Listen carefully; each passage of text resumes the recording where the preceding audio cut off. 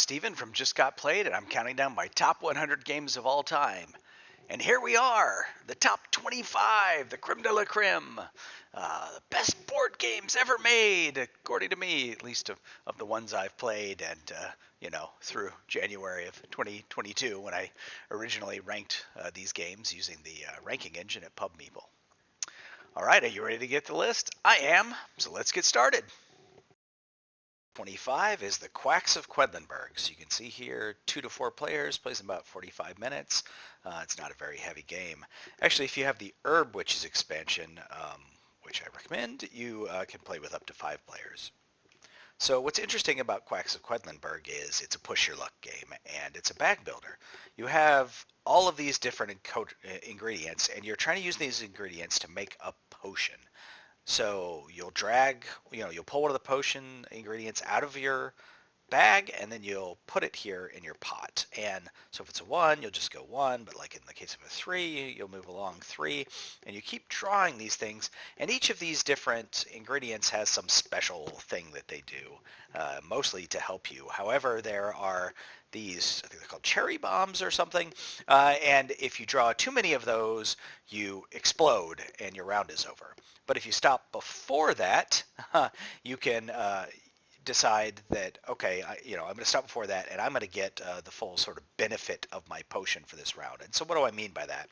So you can see, so say, if you'd stopped here, the next position tells you this is worth 1 victory point, and it also gives you 9 currency to buy additional ingredients. It also gives you a ruby, which is something that you can use. So if you actually if you were to blow up, you would only get to choose one of those things. So you could choose the victory points, or you could choose the currency to buy additional ingredients. And you look at these things, and they have different costs, and they do different stuff, and you buy new ingredients, and you put it in your bag, and you're going to take all these ingredients back, and you're going to put them in your bag, and then you're going to use that to sort of start making your potion each round. And there's just a number of rounds that you play over the course of the game. And so it really is, push your luck. I'm going to keep drawing from my bag to get all the cool things out of my bag before I explode. So I have heard some criticism of this game that what some people like about push your luck is watching other people push their luck. In this game, though, it's simultaneous play. So I like that about this game. I like simultaneous play games. But you're not watching other people push their luck. You're just sort of pushing your luck and doing your own little thing. So, if what you like about push your luck is watching everybody do their thing, this is probably not the game for you. But if you like just pushing your own luck and simultaneous play so that things move along quickly, then I would say check out the Quacks of Quedlinburg, because it is one of my favorite push your luck games of all time. All right, so that is my number 25, the Quacks of Quedlinburg. At number 24, I have Not Alone. So you can see this is one of those high player count games that I play. 2 to 7 players, plays pretty quickly. And one of the interesting things about this game is it's a 1 versus many game. And I grew up playing Scotland Yard, where you have Mr. X is the 1 versus the mini detectives, and I liked that. And so that had a little bit of a hide and seek element. Obviously, Mr. X is hiding from the detectives. This is sort of the inverse of that, where you have one hunter, this alien, on a planet, and every other player is a scientist who was on a ship that crash landed into this planet. And so they've got a beacon out, and they're calling for a rescue ship to come pick them up. So they have to just last long enough for the rescue ship to arrive, and there are things that they can do to sort of speed that process up. Meanwhile, the alien hunter is trying to drive them all nuts before that happens. So every person, every scientist starts out with a hand of cards for each of these locations. So you've got places like the beach and the rover and the jungle, and if you can, because you only start with these first 5, if you can go to one of those locations, it does something special, like help move these things along, or get one of these other cards for one of these other locations, so you can visit sort of the 6 through 10 here. So every turn, the scientists are all going to simultaneously choose a card and then reveal where they went. But meanwhile, while they're simultaneously choosing that, the alien hunter is deciding what they're going to do. So they're going to visit one of these locations to try to catch one of the human scientists. And they have other cards that they can play that can mix some things up. They might be able to put out a second token or modify, how things work or what can be done that round. And the players have cards that they can play too that sort of mix things up. But really, it's just hide and seek. Can I guess where one or more of the scientists are going to go? Because I'm going to see the cards they've played in previous rounds, and they have to, go to a specific place to pull cards back, or, once they're down to enough cards, they can pull them back, or they can sort of give up and get their cards back. And they also can decide, because they can talk amongst themselves, but they have to talk openly so that the alien hears everything. So somebody could say, like, hey, I'm going to the beach. I'm going to go to the beach, and I'm going to, help advance the beacon. Alien, come get me. And the idea there is I'm going to draw the alien to this location. Meanwhile, all the other scientists can go do all these other things that, they want to be able to do. So is that going to work? Am I going to be able to sacrifice myself so that other people can do other things, So there's definitely some interesting dynamics at play. The one versus many is fun, a high player count, and plays pretty quickly. I think those are all the reasons why this goes over really well with my gaming group and why it's my 24, not alone. So at 23, I have Ra, which is a recent addition to my list. I played this for the first time, I think, back in October of 2021 at the Dice Tower Retreat.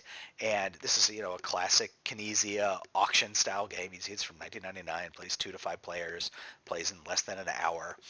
And what I like about this game is, so I mentioned that it's an auction game, you have these bidding tiles, and when you are bidding on a pile of things in the auction, not only are you bidding on these different tiles, which score you points in different ways, but you're also bidding on the bidding tile that you're going to have for the next round, right? So you definitely want to bid so that you get the things that you want, but you also want to bid such that you get powerful bidding tiles for the next round. I also like that the players choose when the auction starts.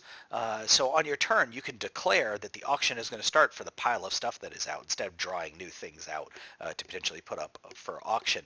So I like that sort of player dynamic and that player decision. And it's important too because there's a urgency to make sure that you get stuff, because as you're drawing things out of the bag, raw tiles will come out of the bag, and if enough raw tiles come out, the round is over. So, and if you didn't use one of your bidding tiles, fine, it just carries over to the next round, but that just means you didn't get something with that bidding tile this round, and so you're a little bit further behind. And this is actually a pretty good, intelligent redesign of the player board for the new version that's coming out from 25th Century Games. So this one isn't out yet, but it's got it divided into things on the left, which are things that you have collected that stay with you for the rest of the game, and things on the right, which are things that only last for this round and then go back. I think they go back into the bag.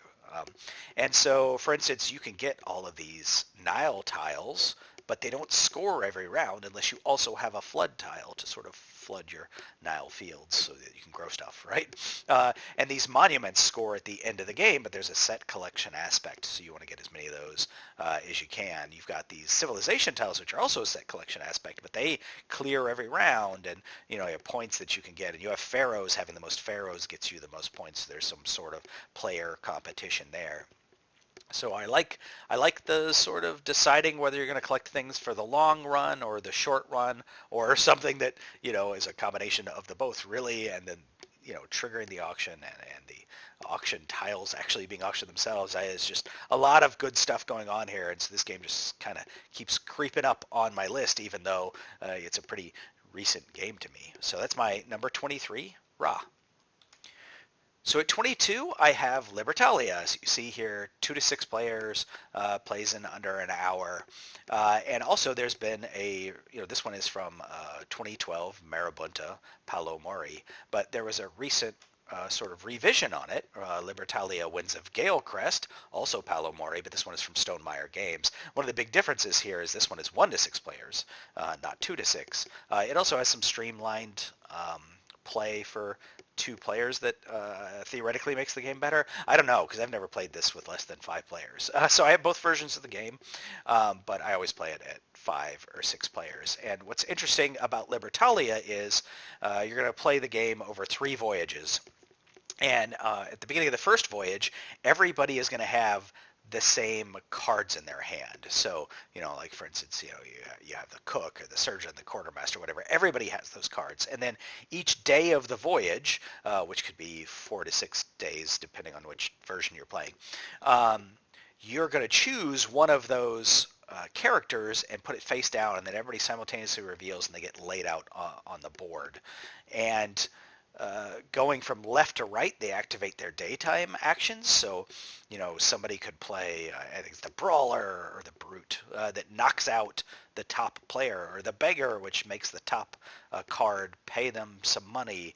So, there's definitely times when you don't want to have the higher cards because these abilities activate from left to right. But then when you're going back from right to left after that, that's when you're taking these loot tokens for each day of the voyage, and those are the the primary way to score points. So you want to be the highest to get the best loot tokens, or the loot tokens that you're specifically looking to get, or even just to avoid some of the tokens like the relics, which are negative points, or can be negative points anyway, depending on what you end up doing with them. So there's an interesting decision about what you want to play each round. And then when you go to do the second voyage and the third voyage, again, everybody is going to get some. You're not going to have spent all the characters you had before. You'll have some left over, and so there'll be a little bit of drift in what the players have. And then you're going to add new characters to your hand, and everybody's going to add the same characters to their hand. But then again, you'll go through another round, and it will drift again. And so there's this interesting thing about, like, you sort of know what other people have, but you don't necessarily know. And then what are they going to play? I don't know. If you find it fun in a game where everybody sort of plays out their cards, and you stole from me, and you knocked me out, and you knew I was going to do that, so you did this, man, you got me, etc.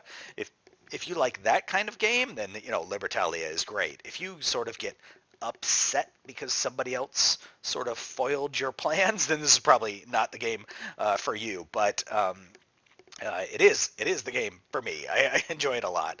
Libertalia is my number 22. At number 21, I have Puerto Rico. So Puerto Rico, you can see it's slipped a little bit in overall rank. It's down to 34, but it was the number 1 game on Board Game Geek for a long time. It's from 2002, so it's 20 years old now. 3 to 5 players, 90 to 150 minutes. 2 hours is probably about right for us. We usually play at 5 players. Actually, they are making a new version of this game, as far as I understand, which uses the mechanisms but has a completely different theme, and that's great because, to be honest, I don't care anything about the theme. The reason I like this game are the mechanisms that are in the game. And so everybody has their player board, your own little slice of Puerto Rico, and you're going to build buildings on this section of the board, and you're going to put down quarries and different crop fields, etc. On this section of the board. And then you need colonists to be able to work those buildings and work those fields. But the cool mechanism for this game is every turn you're going to choose one of the available actions. So let me scroll down here and look at some of these actions. So, for instance, the captain, you get to fill up the available ships with goods that you have. So if you choose this role, you get to go first, and you get 1 extra additional bonus, and then everybody else also gets to do it. And that's how everything works. So if you want to get new colonists from the colony ship, choose the mayor, and not only will you be sort of the first one in line, which may mean you get more than other people, but you also get an extra one from the supply. So that idea that, hey, I chose this action, I get a bonus, and I get to go first, is a really cool mechanism. But also this game has an interesting dynamic about, well, when am I going to choose to produce? When am I going to choose to deliver goods? Because certain things may or may not be available to other players, and they may get messed up by you choosing it at a strategic time. So you may even choose something when it's not optimal for you, just because it messes up the players who are sort of ahead of you in score, right? So it's got some definitely very interesting decisions, and you need to play with people who are sort of the same experience level with the game for it to be at its most fun, because otherwise, things could get sort of out of whack. But yeah, that is it is my number 21, Puerto Rico. At number 20, I have Cranium Scribblish. So you may not have heard of Cranium Scribblish, but it is essentially the same game as Telestrations, which I think is the most popular version of this game among gamers, or Eat Poop Your Cat, which is sort of the free version of the game you can play with just a pencil and piece of paper. And it's interesting because if you were to ask me on any given day, what's my favorite party game, this might be the game that comes out of my mouth. Cranium Scribblish. Scribblish is a lot of fun for us. But when I made this list, another party game actually ended up slightly higher on the list. So I was surprised. We'll hear about that here in a second. But the way that the game works, and I hesitate to call this a game. I mean, it is technically a game. There are things where you have to choose the drawing that originated, that ended up from the sentence that you originated, and you can get points for having the funniest panel as voted on by their players, etc. But nobody cares about points in this game. Everybody just plays this for the fun, activity, the experience. And so, and the way that it works is, it's like sort of like telephone with both sentences and pictures. So you'll write down a sentence. So say, I will pay you $100 for that donut. And then somebody has to draw something based on that sentence, right? So somebody drew a $100 bill and a donut, and then they roll this up into this scroll here so that the next person can't see the text. They only see the drawing, and then the next person has to write the text. And then it gets rolled up again, and the next person only sees the text, and they draw something. So, that was, I'll pay you $100 for that donut, but they thought it was expensive food, and so now it's a steak, and, et cetera. And it goes on for several panels, and you sort of randomize who's getting which thing to draw instead of it just always being the same people responding to the same people. And like I said, it's just fun. It's just fun when you're done to look at how the sentences and pictures or whatever evolved. It's probably even more fun if people sort of purposely or silly while they do it, because there are definitely ways. I mean, if you want to play this as a game, there are definitely ways to game this game, right? There, you can put an animal like an octopus in your first statement or frame, and it will propagate probably through all the things that end up at the end. And so just don't play this game with people like that, right? Play this game because you want to have a fun activity. Anyway, but that's why it's my number 20, Cranium Scribblish. At number 19, I have It's a Wonderful World. So It's a Wonderful World is 1 to 5 players with the corruption and something expansion. It goes up to 7 players, I think. But it plays pretty quickly. It plays in under an hour. And it is a engine building and card drafting game. So it's played over only 4 rounds. This is one of those games where you're like, man, how am I going to get anything done in 4 rounds? When you start, and then by the 4th round, you're like, bam, bam, bam, I'm doing this, that, and the other thing. It's just it really snowballs. So you're going to be drafting cards, and then each card you have to decide: am I going to put it into production in this area, or am I going to use that card as a resource to sort of further the production of some card that I've already started, so that I can build it and put it into my empire. Because the things that are in your empire, when you go into the next phase, after you're done with all the drafting and deciding what to do with those cards, you go to this phase where each of these things produce in order, right? So you'll get gray cubes produced depending on whether you have any gray cubes being produced by your empire, and then you can put those on things that could put them into production, which will trigger when black cubes and green cubes and yellow cubes and blue cubes, and they're all thematic. I mean, there's like science and military and maybe industrial and commerce, and I don't know what that is. So there's there's those things, and then you also sort of want to be the majority in these different things if you want to get these general or financier tokens, right? So if you generate the most commerce, you get a financier token each round, and those could be worth points to you because these cards that you build, not only are some of them worth points, but they also can cause you to score points for having built other types of cards, right? These tags that are here, and depending on which sort of starting empire side you play with, you can have an asymmetric thing where it tells you, right off the bat, you're going to get extra points for these green cards. So maybe you should build green cards. And it's interesting to me because Seven Wonders is a game that I really like, but it has fallen down the list for me because I just, in almost every situation, I think I would rather play this game because instead of, this is just, it's card drafting and engine building, and I love engine building so much. So anyway, if you like engine building as well, this is a great, quick engine building game. It's a Wonderful World at my number 19. At number 18, I have Werewords from Bezier Games.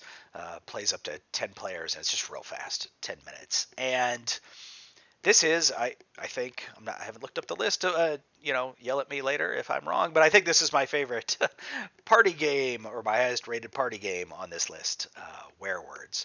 And Werewords it's an app-driven game, but it's basically 20 questions.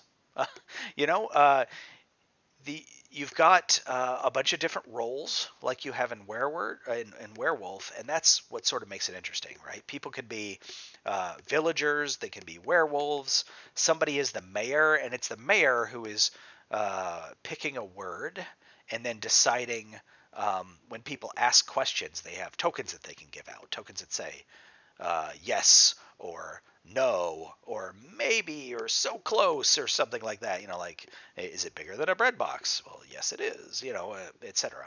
And so the rest of the table is just trying to, with the timer, trying to guess what that word is, except some people are trying to mislead you because they're werewolves and then they know what it is and they don't want you to get the answer. And there can also be a seer at the table, and the seer knows what the word is but can't be obvious about it, because if the seer's team wins, then the werewolves can steal the victory by picking out who the seer is. And you can also get this really weird situation where the mayor is a werewolf, because if time runs out, the villagers have the opportunity to pick to try to eliminate somebody as a werewolf. And if a werewolf gets eliminated, they still win. Yeah, I think I got that right. And so anyway, but like a situation where the mayor is actually who's the one answering the questions is giving you misleading answers on purpose so you don't get the thing. That's always an interesting situation. But it's 20 questions, which is a game that I don't find particularly interesting anymore. And this was based off another game called maybe Insider, and we played Insider, and I didn't particularly go over well with my group. But for whatever reason, this version, Werewords, really did. And so this is just one of those easy filler games when we need one. So the amount of times this gets played and the amount of fun we have playing it is why it's up at my number 18 slot, Werewords. So at number 17, I have Role Player. Role Players, 1 to 4 players, hour to an hour and a half, from Thunderworks Games. I actually recommend playing with the Monsters and Minions expansion here, which also raises it up to 5 players, but it also gives something for you to do with your character. So what do I mean by that? In Role Player, the base game, you are rolling up a character.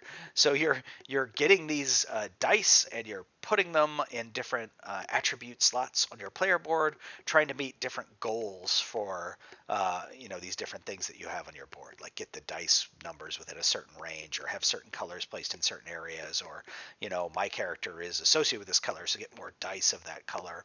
And these things do stuff when you place the dice there, right? So you can shift your alignment around so it matches where it should be for this goal to get points, etc. And so you're going to get dice during this phase, but the higher numbered dice are up here, the lower numbered dice are down here. If you take the lower numbered dice, you will be able to go first when you get to the market phase, so you'll get the better chance of buying the better equipment that you, or skills or whatever that you might want to have for your character. And then in the monsters versus minions, it also gives you the opportunity, instead of going to the market, to go fight the minion that is up. And so you want to sort of beat those minions to get some rewards, but also to get yourself information and the experience that you can use to fight. When you're done, everybody's done rolling up their character, they go fight the big bad boss to try to get extra points that way as well. And so I like that about the expansion. You have something to actually do with this character that you have rolled up. So, but essentially, it's a dice placement game, and with abilities to manipulate the dice. And so I hear it compared a lot to Sagrada, which I have not played yet, but this is definitely a theme that I enjoy and a mechanism that I enjoy, and so I highly recommend my number 17 role player. At number 16, I have Grandpa Beck's Skull King, which goes 2 to 8 players and plays pretty quickly. There's a couple of reasons why this game is so high on my list. I wouldn't have expected this necessarily to be so high on my list, but I grew up playing a game with my family. We played a lot of card games, and there's a game called Oh Hell that you can play, which is a trick-taking card game just played with a regular deck of cards, and you get points for making your bid, but you only get the big bonus if you exactly make your bid, right? So a lot of games, it doesn't really matter if you sort of go over your bid, it's just being under is bad. But in these games, Oh Hell and Skull King, you have to get your bid exactly. And particularly in Skull King, you're going to get negative points, and you're not going to get any of your bonuses unless you hit your bid exactly. And then it gives you ways to sort of mitigate that. So, because in a trick-taking game, typically you follow suit, right? So, and there are suited cards here, which are the ones with numbers on them. If a numbered card is played, you have to follow suit if you are playing a numbered card. But there are cards that you can play to not follow suit. So you can play these pirates to not follow suit. You can play the Skull King to not follow suit. You can play these escape cards to not follow suit. And they all do different things. And these black cards you can play as trump, right? If you're devoid, in the suit, you can play one of these trump cards. But so, you're bidding on how many tricks you're going to take. If you just absolutely don't want to take a trick, this escape card is great. It's just sort of like, I'm out of this trick, I can't win it. And there's one weird edge case where you can win it, but it's very unlikely. And the pirates, whichever is the first pirate played, will win the trick. It's essentially like a super trump. And the Skull King is even better than that, but can get bonus points for capturing a pirate. Like if somebody plays a pirate first, you play the Skull King after, so you got to be a little careful when you play your pirates. And there's one special pirate called the Tigress that can double as an escape card. So when you play the Tigress, you can say that's an escape instead of a pirate card. And well, why do you want that? Well, maybe you won some trick you weren't expecting to win, and now you're sitting on this powerful Tigress card. Well, you play her as an escape instead, and you get out of that trick. So I like, it's a nostalgia factor for me that this evokes the Oh Hell that I played as a kid, combined with the fact that my kids just love this game. So, this is probably the most played game for me over the last couple years because my kids like it so much. And I don't mind playing it. Sometimes a game can sort of feel played out. You played it too much, but not this one. Not for me. We keep playing it, and it's fun, and it's good. It's good overall family entertainment time. So that's why it's at my number 16, Grandpa Beck's Skull King. At number 15, I have Camel Up. So Camel Up is another one of those games that supports a large amount of players. I think if you're going to have a large amount of players, like, up to the 7, 8, whatever player count, it's better with the Super Cup expansion, which has partnerships and support dice and a longer track and things like that. There's a second edition of Camel Up that has some of the elements from Super Cup included, but I have this original version with Super Cup, so haven't played the second edition. Not entirely sure everything that's in there. So in Camel Up, it's a betting game. you've got these camels that are going to race around this track, and they're even going to stack up, which is a pretty interesting mechanism because, say, if this white camel were to move, it would carry all these other camels with it, and it could land on top of another camel, stack it even higher. If this orange one were to move, it would carry the blue one with it. And there are other things that you could do to sort of separate these stacks, and there are desert tiles where you can put down so that a camel lands on it, moves back, it may end up at the bottom of a stack. That's one of the things you can do on your turn, just sort of chaos messing with how these camels move. But the other main things that you're going to do on your turn is you can select one of these tiles which says, hey, in this leg of the race, I think this camel is going to finish first. And you'll get some points if it finishes first. And then somebody else can take a tile as well, and they'll get less coins if it finishes first. And then you get 1 coin if it finishes second. But if it finishes anywhere else, you actually lose a coin. So you don't want to take these too early, not knowing what things are going to be like.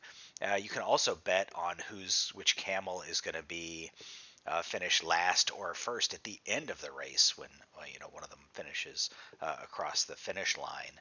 And then the other thing you can do, and you actually get incentivized to do this because you take a pyramid tile, which is worth a coin here, is you can essentially roll a die out of the pyramid. So you don't know what color that die is going to be, and you don't know what value it's going to be. It's going to be 1 to 3, and each camel has a die in there. So when you roll it out, you keep it out here. So the camels are only going to move in the base game. The camels are only going to move once each round, but you don't know if it's going to be a 1 or a 3. And of course, your camel could move a lot further than 3. Like this blue one could move a ton of spaces. It could get carried 3 spaces by the white, then 3 spaces by the orange, and then it could jump off and go 3 spaces itself. It could easily move 9 spaces. So it's just sort of interesting predicting what the outcome of each part of the leg is going to be and the end of the race is going to be with all this chaos. And again, it's just, is that fun for you, right? Is that fun for you trying to predict the chaos? And if you're right, you're like, yeah. And if you're wrong, you're like, well, oh well. So if you like that kind of thing, then Camel Up is an excellent game, and it plays well with a lot of players too. So my 15, Camel Up. So at 14, I have Isle of Skye from Chieftain to King. So again, this plays 2 to 5 players. Typically we'll be playing at 4 or 5 players. Plays in under an hour. And what I like about Isle of Skye is it's got this sort of auction thing going on, combined with tile placement. So I like tile placement games.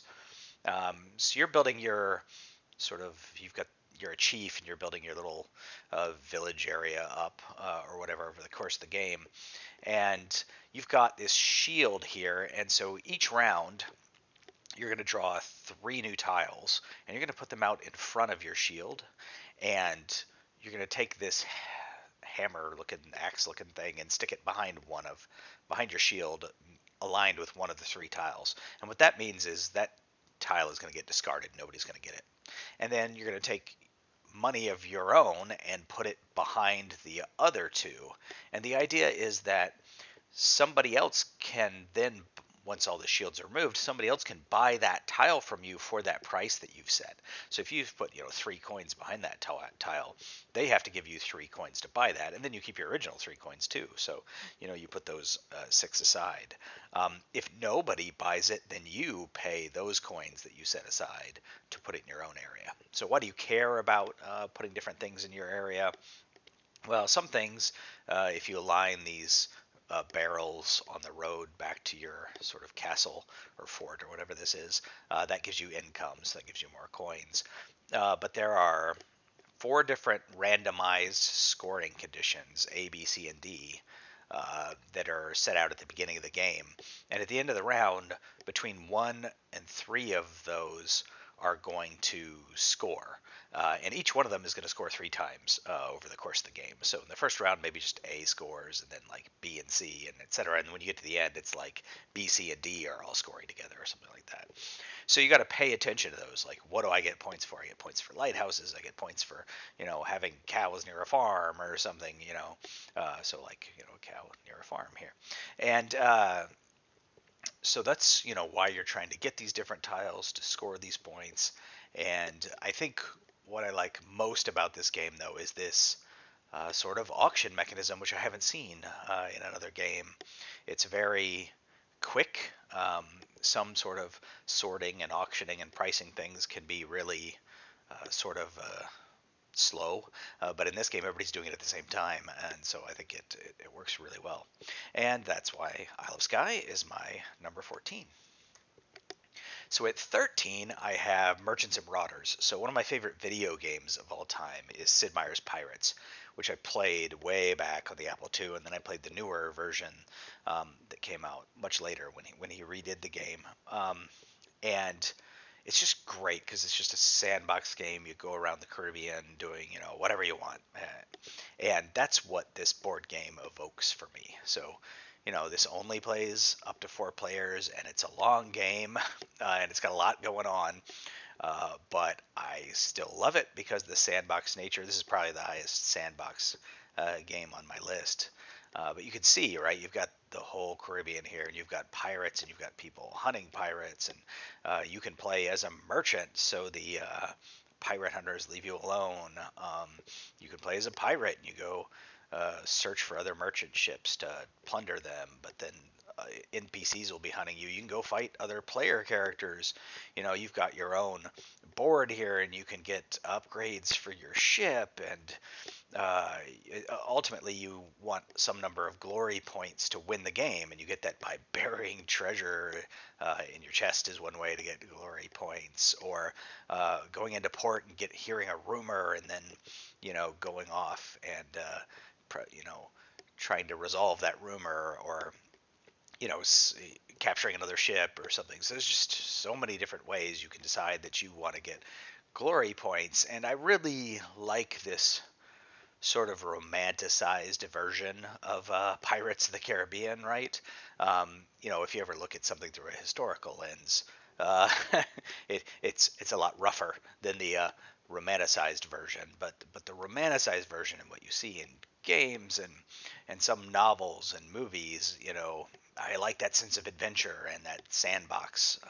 And this just compared to all the other sandbox games I've played, this one evokes the theme the best for me, and so that's why it's my favorite in that category and is my number 13, Merchants and Marauders. At number 12, I have Kraftwagen. So Kraftwagen is a game that I think, I mean, obviously it's number 12 here in my top 100 games of all time, and I don't think it gets a whole lot of love. And it's only 2 to 4 players, plays in about 75 minutes, medium weight complexity here, and it's a Kramer game. And one of the things I like about it is the theme. So I guess if you're not really into the automobile theme, right, this game is not going to be for you. But even aside from that, I like sort of the tricky decisions and things you have to do here. And also it has this time track element that I, have talked about many times on this list. So, you take whoever's in back takes their marker and jumps ahead and decides, well, which one of these things am I going to take? And each one of these things, gives you different things that you can do, right? You can research to get, you're building cars, but basically the cars are a combination of a chassis and an engine. And then you can also sort of assign workers for like service or customer service or something to them when you put them to market. But you can try to improve your chassis. You can try to improve your engine. You can, using a good engine, you can go racing around the race course. You can, put a car out for sale, like I mentioned. But also, and this is the thing about the game that makes it pretty interesting and cutthroat to me, is you put out the buyers. You decide during the round which buyers are going to buy the cars. So you can put a car out here and make it really expensive because it has a really good engine, right? So this is a level 5 engine, and they've taken the most sort of expensive marker and put it here. But there are no buyers currently out on the market.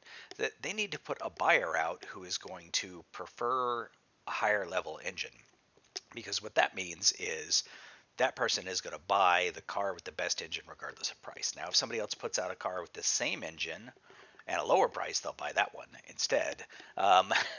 So you got to be careful somebody doesn't come along later and undercut you. Or if somebody does come along later and puts out the same level engine with a lower price, you need to get another buyer out who is also interested in engines. And like I said, there's only 4 that are out each round, and you've got buyers that prefer the chassis, you've got buyers that prefer the engine, um, you've got buyers who are strictly going to buy the cheapest one, and you've got buyers that are interested in the customer service. So you can take some of your workers and put it on the car when you deploy it, and that is what those people are most interested in. So you put your car out here, you set the price, you get the workers. But there's other stuff you could do. You could just focus on getting a good engine and racing and rack up points like that. There are bonuses over here related to having the most powerful engine or getting the most powerful engine first and completing a number of laps in the race first. So there's a lot of different things you can do.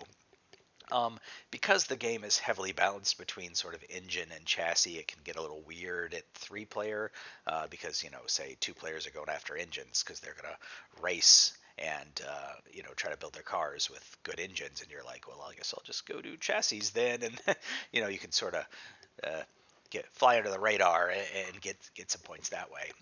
But I still think it's a good game at 3 players, but, maybe better at 4. But again, yeah, I don't see a lot of people talking about this game. It can be a little clunky to learn because you've got these tech cards and you have to sometimes like, what does Carl Benz do again? If I get him to come work for me, so, but, once you figure it out and get going in the game, I really like this one a lot. So that's why it's my number 12, Kraftwagen. All right, at number 11, I have Orléans. And I think this is maybe my highest sort of pool building game, right? Deck building, bag building, etc. And this is a bag builder. So again, 2 to 4 players, but I have the 5th player expansion box. So we play, 5 players as well, and I don't think it adds a whole lot of time to the game. And what you see here is, I talked about it being a bag builder. You have these workers that you start with. I think it's 4, and you put them in the bag, and every round you're going to draw in the beginning 4 of those, and then you're going to decide where on your player board are you going to allocate those people, right? So you can see there's different color spaces here depending on the different workers that are available. These ones, if you get these 3, you get a scholar. You get these, you get a monk. A monk is actually sort of a wild in most situations. You put these here, you can get one of these, etc. So you're going to get those extra people, and they're going to go into your bag so that you can draw them out and use them in future rounds. But also, as you get these different people, like farmers and knights, etc., they all have some bonus that they give you. So if you get these guys, they'll give you these extra tech tiles, which are like private places that only you can put workers that trigger some effect. These farmers give you these food tiles, which are worth points at the end of the game. These fishermen, I think this is, gives you coins, and knights allow you to actually draw more people out of the bag every turn. And so you got this interesting thing about going up on these tracks because you get these people, but these tiles are one of the ways that you score points. You score points by moving up on this, maybe the education track it's called, and getting past these markers, which are sort of multipliers. And then that's without having even talked about the whole map that's sitting here. So this whole area up here at the top, you can move your merchant along a water space or move your merchant along a road space. And when you move over one of these tiles, you get to collect it. And you can build these trading posts in these cities, and you get a bunch of points at the end of the game based on trading posts and the level you're at here, combined with people that you may have collected. They're like citizen tiles or something. Some of them start here, but then a lot of them are gained over here, which we haven't even talked about. There's this section of the board where you take your people and you send them away forever to this board but you get some benefit when doing that, including maybe one of these people tiles, right? So there's just a lot of decisions, a lot of different things you can do. These tiles can be a little bit difficult because you actually have the ability to just search through the whole deck and build whichever one you want when it's time to build one. I've seen some people do like a market instead to sort of cut down on the amount of time people spend perusing these when it's time to get one. Um, Also, it can kill having that market can prevent somebody from having like a prescripted strategy that they're trying to follow. Like, I know that building's there, so I'll just grab that. I don't have, it's in the deck somewhere. I'll just pull it out. But yeah, there's just so many interesting decisions and variability in how the game plays out. So always have a good time playing Orléans, and that is why it is my number 11. All right, here we are at number 10, and it is Mechs versus Minions, which is for 2 to 4 players. It says 60 to 120 minutes, but this is a campaign game, so you're probably going to end up playing it a lot more than that. It's interesting because, yeah, we've got a co-op game that's a programming game that's a campaign game that is just a massive production in a big box. And you would think if you rolled all those things together, I would hate it, right? I'm not huge on co-op games. I'm not big on campaign games. Programming games, I feel like they can be hit or miss, and I hate big boxes, trying to store those. But whatever, for whatever reason, you roll all this together and it works. And I think one of the reasons that I find programming games to be hit or miss is they can be just a little too chaotic. When I'm programming something, I have this idea about what I want to do, and then just one little thing that somebody else does can screw the whole thing up. And it's like, well, okay, what was the point of me trying to figure out that whole program, all that mental effort I put into that. But in this game, nobody else is trying to screw you up for what. I mean, things happen in the game, right? The baddies do things, and unexpected things happen with your teammates, etc. But it's a co-op, and you've all got a common goal, so nobody's trying to mess you up. So when something gets messed up here, it's more sort of funny, and then like, oh well, what are we gonna do about that now? Because you're drafting these cards and you're putting them on your command line, and so if you draft a card and you put it on the same sort of color here, it levels up the power of it. But these different command line slots, they could get randomly reordered, or they can get part of your command line can get shut down by the enemies or whatever. So it's a lot of fun. I played through the whole campaign. Mostly as a 3-player game. Occasionally we had a 4th person. It would sit in on a session or whatever. And your character that you play levels up. You get new cards and abilities as the game goes on. And I'm looking forward to playing through the campaign again with my kids if they're interested. And I found the final sort of boss battle to be a little, I don't really want to say anticlimactic. I mean, it was cool, but it had there was a lot of luck involved. So it could just be that you got super unlucky and lost to the boss, but you could also just get super lucky how the cards come out, and then you win. So that was a little unfortunate, but still, I highly recommend the game, and it is this big ridiculous production, but for the price, it's amazing what you get in this game. So yeah, I recommend that to anybody that sounded interesting too. My number 10, Mechs versus Minions. So at number 9, I have Airlines Europe. This is from Alan R. Moon, famous for the Ticket to Ride series of games. So this goes up to 5 players, plays in about 75 minutes, and this is, I guess, what you would call an economic game, because you're trying to build up these different airlines in the game, and you don't own like one specific airline. You just own stock in the airline. So you might be the largest stockholder in multiple airlines, and then you might lose that because somebody else gets more stock in that airline. And one of the things that you can do on your turn is you can decide to claim one of these routes. So you pay for the route and you put down the plane, according to the color of the airline that you want to do, and that raises the value of the airline, and the airline is going to be scored. I think it's 3 different times during the game. There's different checkpoints where it gets scored, and the largest shareholder gets more points than on down. There's fewer points for the other shareholders, and so one of the interesting things though is you'll have shares in your hand, but they don't count. They have to be down on the table to count as far as being a majority.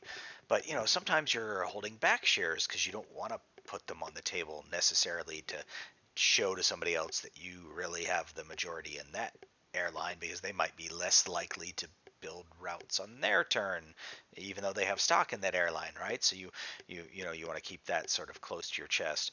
Also, when you put shares down, it's more efficient from an action perspective to have more shares of the company when you put it down, because you get money based on the shares that you put down, and so having a bigger group of them is worth, if I just put down 2 shares from different companies, I can just put down 2. But if I have like 4 shares from one company, I can put all 4 down at once, and then you get $2 million for each one you put down. So it's a good way to get money, and money is very tight in this game.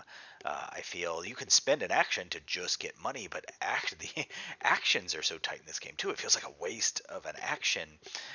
So I think that's what I like about the game. It's so tight. Like, what am I going to do in my turn? You feel like you've got to optimize, and it's not perfect information either. So it's pretty interesting, and that's why it's my number 9, Airlines Europe. So at number 8 we have Carcassonne, from 2000, so over 20 years old now. I consider this to be sort of my gateway game to get back into the hobby. So I played board games growing up as a kid. I played them into high school, and then I got into video games, and then college. And after college, I was mostly just playing video games. I even worked in video games for a while. And then my brother gave me a copy of Carcassonne, and I was like, oh, hey, this is different. Cool. I haven't played a game like this.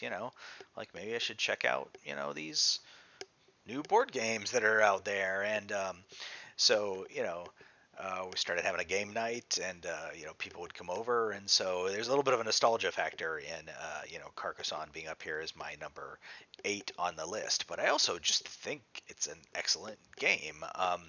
You can play, it said 2 to 5 players, but you can play with more than that if you want, and it is pretty cutthroat. You've got on your turn, all you're doing is you're placing a tile, and then if you have one, you can put a meeple on the tile that you just placed. And depending on what kind of feature there is on that tile, they could score you points immediately or later. And you've got these knights and farmers, and you have robbers, I think they are, thieves or something on the road, and you can have monks in the monastery. But it is cutthroat, because if you are building a large feature, like if you're working on a big city or on a long road, somebody else is going to try to get in there and share those points with you, or steal those points from you. And if you're playing with one of the expansions, there's a million expansions here, but if you're playing with the expansion that gives you points for having the longest road, it gives you other bonus points for completed roads, then again, that's another thing where you might want to just jump in and keep somebody from individually getting credit for the longest road. But it's not easy to do, because like say there's this big city being worked, or say here there's a city here, and there's already a guy in the city. I can't just put a tile here that's a city tile that's connected to that city and then put a meeple on it, because that city is already controlled by a meeple. So what I would have to do is maybe somewhere over here, like I'd have to put a tile down and put a meeple on it, a city section that isn't connected to, say, a big city, and then connect it into that city. In order to sort of share those points. And it's the same thing with the roads. I can start building maybe a parallel road and then connect it in somehow and share those points. Or with fields, I feel like a lot of time this game can sort of degenerate into these really valuable fields and fighting over these fields. So like I'm going to make a field, a separate field, and then connect it into this giant field, which only makes the field bigger and worth even more points. And but the funny thing about farmers is, if you have monks at the monastery, you have knights in the cities, you have these robbers on the roads or whatever, you get those back when the feature's completed. But when you put a farmer down, they're gone for the rest of the game. They never come off. So you've limited your future options. So you don't want to put the farmers down too early, but at the same time, you need to get those fields. It's interesting that the latest printings of this game, the farmers have been moved to sort of an advanced variant. They're not even in the basic game anymore. But anyway, I feel like people don't give Carcassonne enough credit for how sort of cutthroat this game can be. And there are a million expansions, lots of different ways to play the game. So I find it to be a lot of fun, and that's why it's my number 8, Carcassonne. At number 7, I have Steampunk Rally, which is another one that I backed on Kickstarter a long time ago. Steampunk Rally is another one of these games that has a high player count, but a low playing time because it has simultaneous play. Um, so in this game, it's an engine building game, and you are literally building an engine. So you've got a race. You're trying to be not exactly the first person to cross the finish line. Crossing the finish line triggers the end of the game, and then you want to be the person who went the furthest past the finish line. But the way that you do that is you build some ridiculous contraption.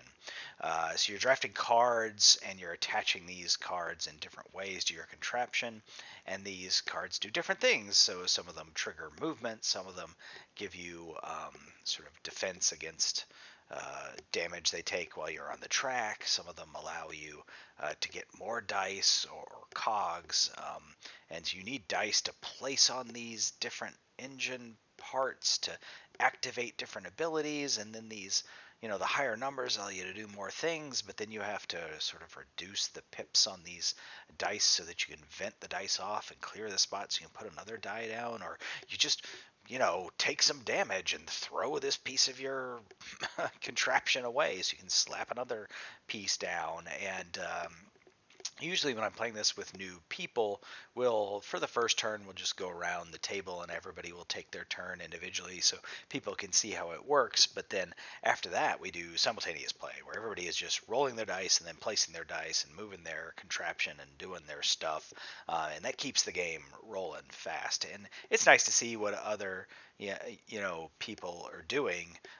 But just to keep the game running, we will do the simultaneous play when we're all experienced and played the game, or like I said, starting in the second round, even if there are new players. But I love the theme, I love the art, I like all the interesting inventors that they have, and I like the rolling dice and doing dice placement. Like everything checks so many boxes for me here, and that's why it's my number 7, Steampunk Rally. So at number 6, I have Race for the Galaxy, which is a pure card game, and it says 2 to 4 players here. I think you can play more with one of the expansions, and it plays pretty quick if you know what you're doing anyway. And so what you're doing is you're building a tableau, and there's 2 sort of different ways you can end the game. You can have your tableau built up as an engine to generate these points. You take these chits for points, and when those run out, the game can end. Or you can build up your tableau big enough that you've settled enough planets, built enough developments. I can't remember, it's 10, 12 I think it is, the size that your tableau needs to be to end the game. So the cards, you have them in your hand, and depending on the different phase in the game, you can, put some of those cards down. You can develop some of these buildings, like with the diamonds here, or you can settle a planet, or you can conquer a planet with military. But if you're settling a planet or doing a development, you actually just use other cards in your hand that you don't want as the currency to build the other things. So that's pretty interesting. And there's a lot of different phases of the game. There's the explore and settle and develop and produce goods and consume goods and etc. And you're going to choose, for every round, you're going to choose one of those actions that is like the primary thing that you want to do. And just sort of like as we talked about with Puerto Rico before, if when it's time to do your phase, you get a special bonus for the one that you selected, but you get to do every other phase that every other person selected. But some phases might get skipped. I mean, if nobody chose settle this round, then the settle phase is just skipped and nobody gets to settle. So that's an interesting dynamic, because sometimes you're just sitting there thinking like, man, I really could use the discount from develop, but I really need to produce this turn, and I don't think anybody else is going to produce. Or maybe you're doing the produce consume strategy, but you're hoping somebody else is going to trigger the produce action. There's just so much sort of thinking about what the other players might be doing and paying attention to what they're doing to sort of optimize off of that. So there's some interesting dynamic going on there, and I think it's one of the reasons it makes it fun. Now, this game is hard to get into because the iconography is very cryptic, but once you've cracked it, the game just hums along and you can play it really quick. So that's why it's my number 6, Race for the Galaxy. So at number 5, I have No Thanks. No Thanks is really just a super simple game. And let's see, it says it'll go up to 7 players here. I think it depends on which version you have, but we definitely played it at higher player counts. And in this game, I mean, it's just really simple.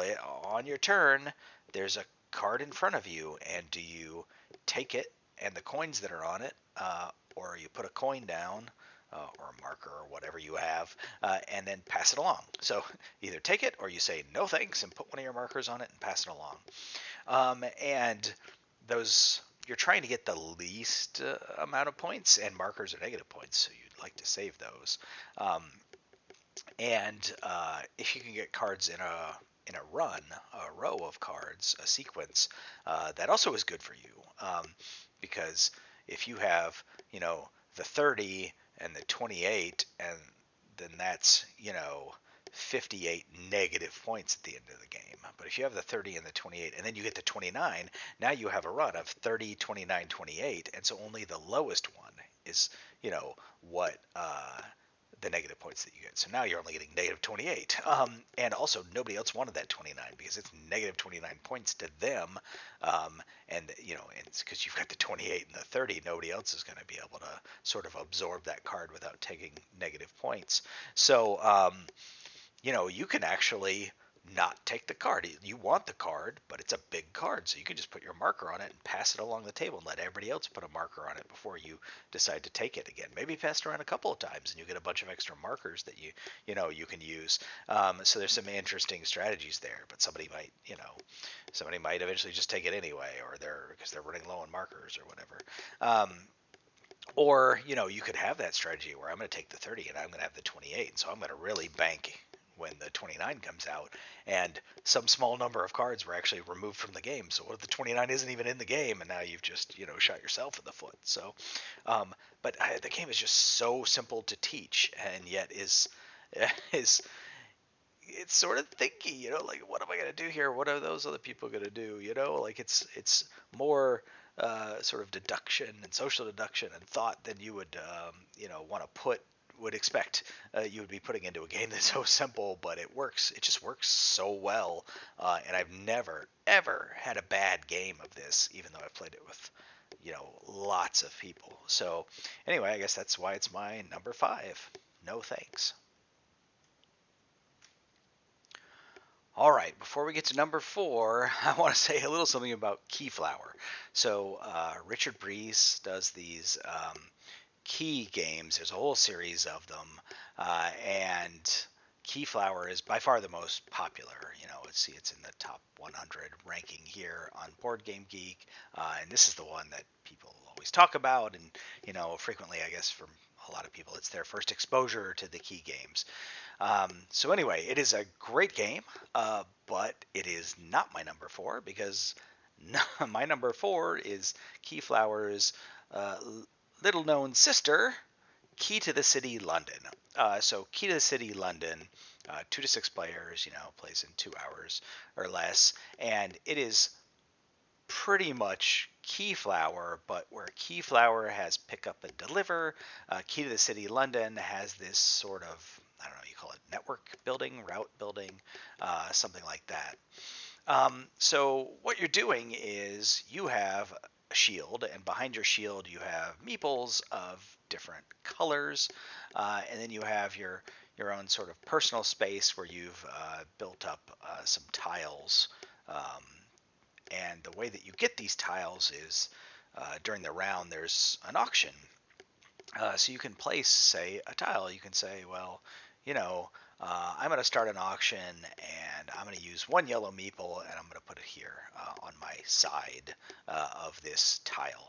Now, anybody who wants to interact with that tile for the rest of the round has to use yellow meeples because it's been declared as yellow.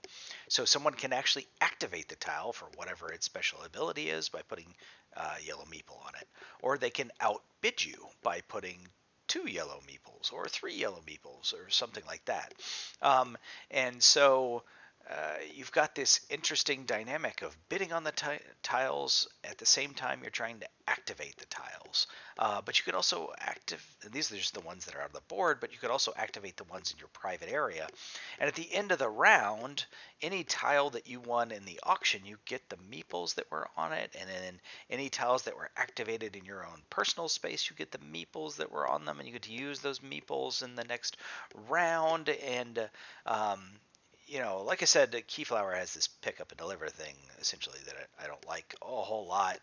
But in Key to the City, London, you take these whatever these are called, these little wooden pieces, and you create these sort of routes to connect different things with water or whatever these resources are, and that's a different way of scoring. So what I like about Keyflower is that interesting. It's worker placement combined with auctions, but they're happening at the same time, right? You can use these workers that you have to activate things, or you can use them as currency to buy new things. And I just enjoy doing that so much. And again, it's one of those games where it feels like, gosh, there's a whole bunch of things that I want to do, but which one am I going to do now? Because somebody else is going to take that one if I don't do it first. And if they get there first, then I still need to be able to do that, but it's going to cost me 2 or 3 times as much to do that thing. So it can be pretty tricky. But anyway, that is why my number 4 is Key to the City, London. At number 3, I have a much simpler game, which is also an auction game. So I've been seeing a lot of auction stuff lately. This is For Sale. So 3 to 6 players plays in 30 minutes, and it plays basically in 2 separate phases. You can see that For Sale has actually been re-implemented by For Sale Autorama. For Sale Autorama is fine. Instead of houses, it's cars. They totally screwed up the production of it, though, in my opinion, because you can play classic For Sale with all of the components in For Sale Autorama, but they don't mention that or how to do that in the book. They mention how to play For Sale with this extra advisors thing, and this extra advisors thing is just awful. If you ask me, I would never play with it again after having tried it a couple times.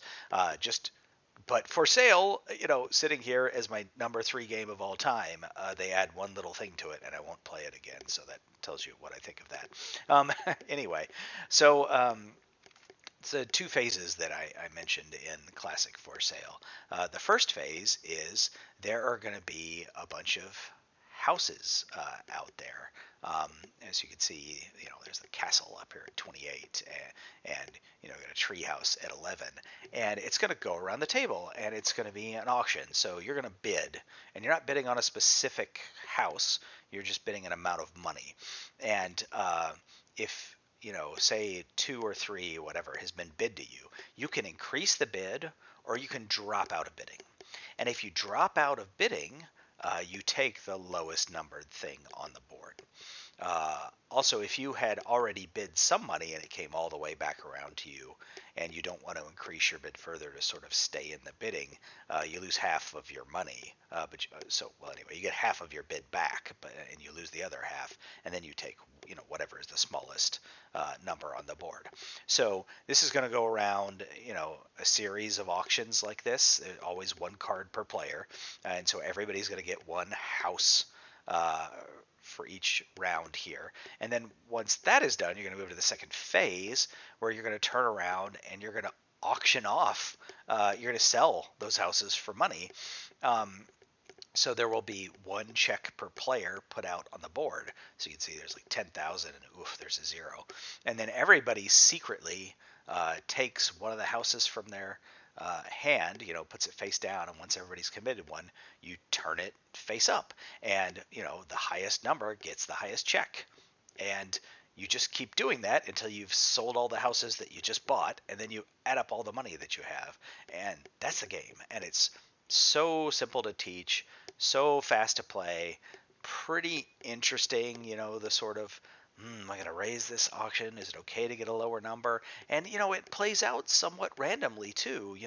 Like you could be in a round where you've got some awful thing like a tent in the middle of the nowhere, which is only a 6, but a round that comes up with like 10, 8, 8, 6 or something, right? Like the difference between 10 and 6 is not that great. So just play your awful small house that you got. You're still going to get a decent thing.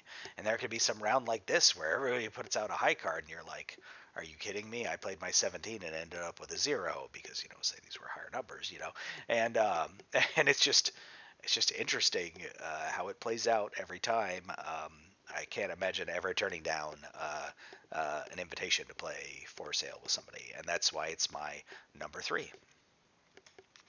At number 2, I have El Grande, which is sort of the granddaddy of area control. It was a very highly rated game on Board Game Geek for a long time. You can still see its overall rank 85 up there, even though it's from 1995, which makes this game basically a dinosaur at this point, 27 years old. And I like it because it's just a simple area control or area majority, or however you want to define those terms. But you have one cube in your player color that's bigger, and it's the Grande. It defines your home region. And then you have a whole bunch of caballeros that there's some card play, and it's interesting when you have to move the caballeros from like your provinces to your court, so then you can move them out onto the board. I'm not sure I'm getting the terminology right there, but you you you have a card each round, and the card that you play determines the number of caballeros that you sort of move into the area so that you can allocate them. But it also um, the lower numbers they go later, so you're choosing an action later, but you're getting more caballeros. But the other ones you could go sooner, but you don't have as many caballeros, and there's some special action that you're fighting over. Which one are you going to trigger this round? And when you put these pieces out here, you can actually put them in this tower here, the Castillo, off to the side, so that at the each time there's a scoring round, you score the caballeros that are in the Castillo, and then you sort of paratroop them.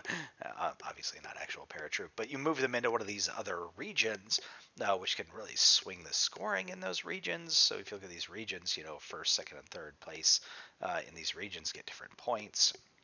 And there's a strategy about moving the king around, because the king's region can never be affected. You can't move things in or out of the king's region, even from the Castillo or whatever. So, there's just so much interesting interplay here about how am I going to manipulate my opponent's pieces, with some cards that I might have, or how am I going to, try to get a majority here and a majority here, or maybe just I'm just going to put one person over here because boy, third place is still worth some points and there's no other pieces there, when we play this game, it's just it's very sort of cutthroat, but in a jovial kind of way. I don't really know how to describe it, but it's like, hey man, what are you doing? Valencia's mine. Why are you bringing your pieces in here? Come on, now I'm gonna have to defend that, and whatever.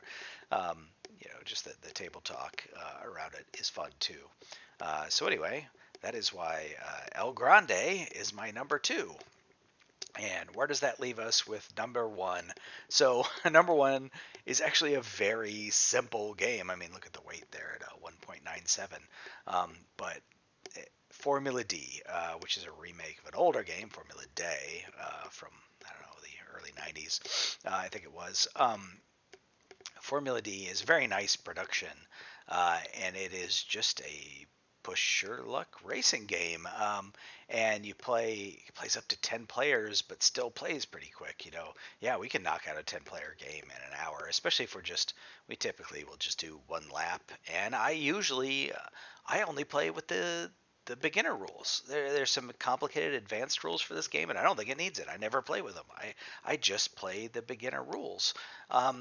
You have a car, and it's on this track, and you're choosing which gear you're in on your turn, and then you're rolling a die according to that gear. And so you have these special dice, and these are this is a D30, and but it's not like 1 through 30. It's, I don't know, 22 or 24 through 30, and you've got duplicated numbers. So if you're all the way up in 6th gear and you're rolling this die, you're going to move a ton of spaces.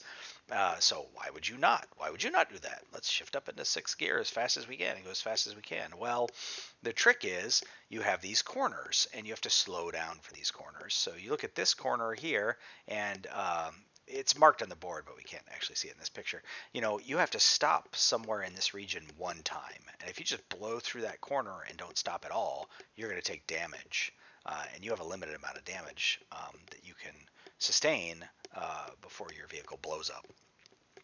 And then you look at a more complicated corner like this probably 2, maybe even 3 stops. So you have to stop in here, a couple of times.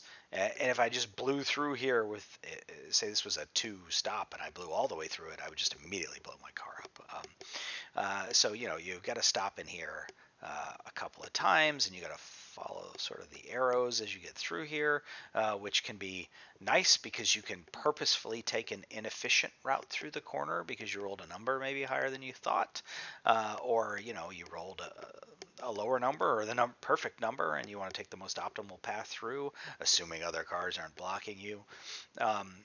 So this it's fun because it's sort of a push your luck, like, hey, I want to be in the higher gear, particularly exiting a corner so I can go as far as I can. But if I'm in that high gear and I roll one of the high numbers, I'm going to take a lot of damage. And that is sort of the key to winning this game, right? Limping across the finish line, going full speed with just a little bit of damage, left on your vehicle before it blows up.